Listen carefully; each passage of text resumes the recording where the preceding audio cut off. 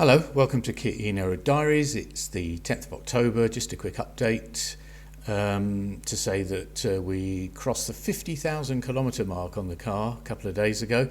So what's that, 31,000 miles, and that's taken 31 months. Yeah, we haven't had the car. We had the car in March 2019, so on the 15th of March. So we're just coming up to 31 months, 2.5 years plus a month. Okay, so what's that meant then in terms of costs over that time? Well, we spent 349.93 on public charging up to this point. So call it 350 euros on public charging. What we spent plugging in at home is a little harder to calculate because we've got 8 solar panels, which offsets some of the cost, most of the cost actually, of having an electric car above and beyond what we normally spend on the house bill. But I've managed to work out what that is because I have to allow some for free charging that we get when we go to the supermarket, but that doesn't really add up to much over a period of a year.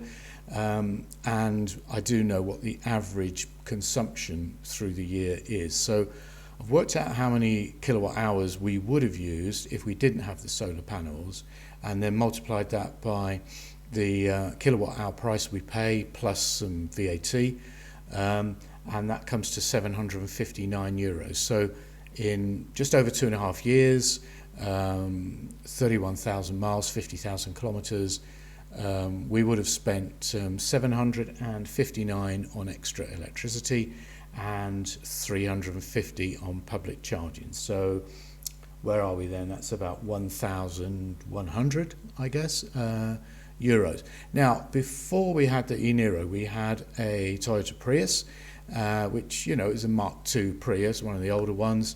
It's very economical though, averaged about 55 to the gallon, being generous.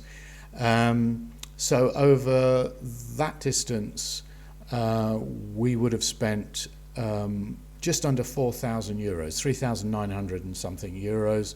I've just worked out. That's based on the petrol price as it was earlier this year. Now it's gone up a lot recently. If in France you're tending to pay about 160 to 165 now for petrol, and even diesel now has gone over 150. But let's use. I used 155 for petrol, and that worked out to say just under 4,000 euros. So we would have saved, let's say, we would have saved about 3,000 euros, just under 3,000 euros on fuel, if you like, when compared to an electric car. Obviously, the servicing is also a lot cheaper, no oil changes. I would say compared with a Niro hybrid, looking at the service schedule for the Niro hybrid and the oil changes and stuff you have to do, we've probably saved about 200 to 250 euros on servicing as well.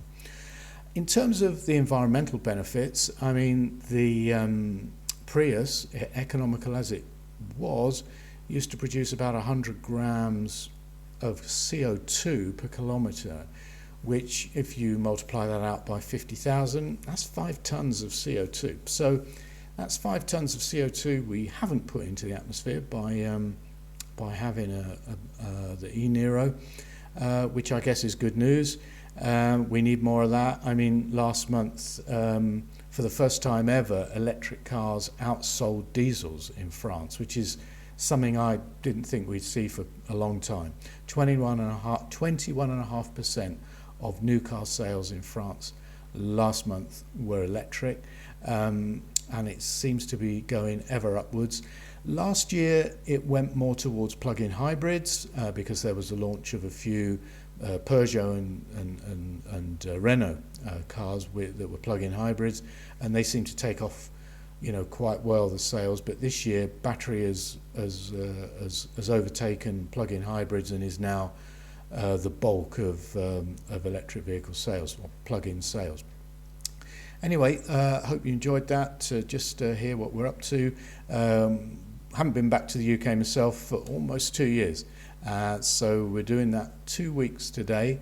So going to be doing a lot of driving, a lot of public charging. So I don't know what it's going to be like in the UK. I'm going to be relying on the fact that my son and my daughter both live near supermarkets that have EV chargers. So I'm hoping to be able to just leave the car there for a bit and get some free power. But we will be using, public sort of paid chargers in the UK as well. So see how that goes. Anyway, see you next time.